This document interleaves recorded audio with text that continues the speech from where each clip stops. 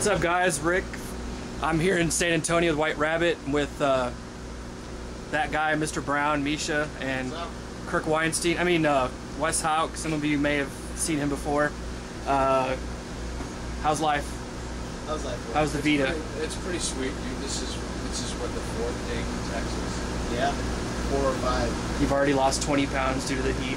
I've gained it, dude. I keep eating all kinds of bread and meat. Yeah, because he's hanging with me. Nice. I'm trying to fatten him up because, you know, he's lost too much weight. Yeah, I know, dude. I mean, you look unhealthy. You do look unhealthy. I got love handles over here on the side, like kind of like a camel's hop. Dude, fat is the new skinny. That's what I'm saying. Look at this. Nice. Right? That's where it's at. How's the tour going so far? Been good. Been really good. Pleasantly surprised. First headliner in the U.S. We did 2 other headliners. We did one in Australia earlier. League of Extraordinary Gentlemen. But we did Europe earlier this year. Both of those were amazing. But with the U.S., it's always a kind of, you know, a gamble. And I don't think anyone really knew how we were doing. Like, even our management and labels were like, oh, we'll see how this goes. So, and me too. So, yeah, very pleasantly surprised with the turnout. Everything's been going great so far. Good. Awesome. Everybody knows you basically started this project from your computer, you know, sitting around messing around home. How did you actually find everybody to put the band together to play live? How did all that go? Man, forums, everything. You know, it's like that's why it's such a big part of our daily lives right now, because, you know, in some ways this project was born on the internet. People found out about it like that. Word of mouth went around like that, and as more and more people became aware of it, more and more people got interested. I mean, anyone who's been following, especially the forum nights, would know that it's been a struggle, been through a lot of members, but they've always been it's always been pretty much through the internet that we've met. So it's kind of cool. You know, it's like the new way of finding members. Born in the fire on the internet. It was born in like the hot fires of the internet. Smoldering it was tested. That's where it was. Nice. David. What? Who was it that got you started in playing a 7-string? Petrucci. Definitely Petrucci. I mean, like, basically what happened was when I started with drums and guitar when I was 14. And when I was 17, I went to school and I couldn't play drums anymore. So I was like, all right, well, I'll focus my time on guitar since I can play that. And like, I basically just wanted to become John Petrucci. Just like, seriously, it was like I learned everything that I could in the hopes that if I learned everything, then maybe I would get a sense of where he was coming from and I could be him. Like, I didn't even want to be like him. I just wanted to be John Petrucci. Like, wake up one morning and be John Petrucci. Yeah, no, just like not even play similar to him, just sound exactly like him. Which I know is like in some ways is kind of lame. It's like, oh, way to be original, but like back then it was like he was just so perfect that it was like I'd rather sound exactly like him than be original. So I definitely, that's what got me into the 7-string. That's what got me into developing more like lead playing. Because before that, it was really just drop beat power chords, kind of more Deftones style stuff like way simpler. And then I actually started caring about moving about the fretboard a bit more when I started getting into appreciating the glitter. What equipment were you using before Periphery like really started taking off with playing, you know, shows in DC? Well, I mean, I started out with a Behringer B-amp because that was the only thing I could afford, and this custom gaming computer that I'd gotten that had this Sound Blaster Audigy sound card that you could plug inputs. You know, you could plug like a 1/4-inch cable to on the front, so I could plug my B-amp into it. And I was using like Reason and Nuendo, which was like the only program I could figure out how to use back then.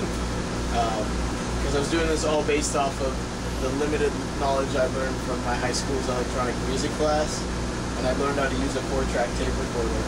So I kind of figured everything out from there. And that was the program that I was able to figure out and get working. So that's what I started using. And all I really cared about was just recording riffs so I wouldn't forget them. Like, I wasn't even to sound to it or anything. Programming drums in Reason, bouncing them out, into the window. Right understood that. This is really basic stuff. If your house is on fire, you grab one machine. Me too. I knew it. That answers that. But if I could grab, I have two hands, so the second guitar is decibel.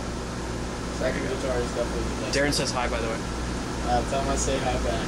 Yes, the guitar is moving up quite well onto the baby. It's the best guitar that I'm not afraid to take out on the road. Do you guys feel like the perception of y'all being a quote-unquote gent, prog, I've insert never heard that word. gent? I don't know what it means. I'll tell you about it later. Do you feel like the perception that's been put on you guys may kind of maybe like put a constraint on your creative process, or do you think you're just going to keep going and your hardcore fans will stick around? I've been doing what I've always been doing, which is just writing. And now that we have more members in the band, they write too, we write together. That's always been our approach. And with Periphery, the only rule that we have is if it sounds good. That's all I care about. It doesn't have to be simple, complex, whatever style it gets classified as, doesn't really matter. Yeah. People have labeled this as gent, it was kind of a tongue-in-cheek thing that I started saying, not even as a genre, but like as the actual technique sound. that it is, the sound that it is, exactly. But, regardless of what people, they can call us whatever they want, but it won't really change how I approach it. The things that I think sound cool, I still think sound cool. So that's pretty much all that there is to it. Now, obviously, like, over time, your tastes change a little bit, so I'm sure there's a few things now I think sound cool that I didn't think sounded cool, and maybe a few things that I don't think sound cool anymore. But as a collective group, that's really what it comes down to, is just whatever sounds good. And that's why, when it comes to self-applying a label or genre, I always say progressive. It seems that's the one genre where you can just do whatever you want. Yeah. And you never have to explain why. It's just, you know what I'm saying? It's just, absolutely. It's just the one genre where it's just progressive. That's why. So that's why I like no limitations. Okay. Last question: what can we expect with the future releases of Periphery? I read an interview that there's going to be 2 albums, like back to back sort of thing. Can you explain that? Well, we're recording them back to back. I hope they'll get released that way. That's gonna be like more up to the labels to decide. I'd like for them to be released like very, very close to each other. But we are recording them both next year. One of them's a regular, kind of straightforward album with straightforward songs. The other one's a concept album. It's gonna be a lot more linked thematically, musically, lyrically, all that kind of stuff there. That's gonna be an experiment. Because in some ways we're going to have to write backwards to a story. Because with songs normally, since I have no lyrical or vocal aptitude, I'm always writing a song instrumentally and then we're fitting the rest in. So this is almost going to be the other way around, fitting around lyrics and a story and a concept. I think it'll be a fun challenge. So they'll probably sound very different. But as far as what to expect, let's say just more and pushing in every direction a bit further, especially with these 2 albums. I feel like we can expand on a lot of the ideas and different sort of genres and sub-genres that we touch on in the first album, which, in all fairness, like has kind of a broad spectrum, like everything from like clean sort of songs to like very, very heavy songs, electronic influences, prog influences, simple stuff, complex stuff. All that stuff can sort of branch out and really get a little bit more defined when you have 2 albums to do it over. Yeah. But since we're writing, and we're always writing, and we have a ton of material already, we're really just going to narrow it down to the best material. So it's very hard to say right now exactly what it'll sound like. All I can say is we're going to do our best. There you go. Well, thank you, man. I really appreciate the time.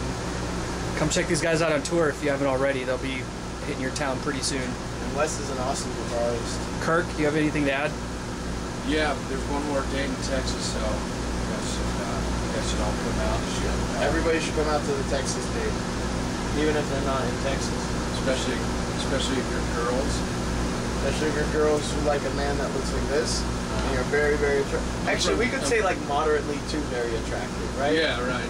Like at this point in time, I think I offer a competitive benefits package. I'm pretty good at sex. he is pretty good. He can offer some pretty competitive sex, actually. Yeah, dude. It's I true. mean, when it comes down to it, it's hard to It's hard to beat. Hard to beat. If I was a girl, I would, you know, I definitely wouldn't think twice about it. Yeah. Crushing ass, beating guts. You could beat guts and crush ass like nobody else. That is true talk. Why does everybody laugh when it's Real the truth? talk. It's true, Real yeah. talk, dog. It's funny because it's the truth, and we know it's the truth. That's all. You know it's the truth. Look at this man. Absolutely. This man's face. That's- Neck beard. The neck beard is one of the things that I think really sets the benefit package apart. You know, Absolutely. Sets the benefit package apart. That's good. from all the other ones. From all the That's other it. ones. He's a pretty competitive dude, man. It's true. Thank you, gents. Oh man. I'll be talking to you soon. Oh, look at you sneak that one in at the end. You like heard that? Yeah. Well Yeah. done. Well done. It's subtle. Later, guys. Later.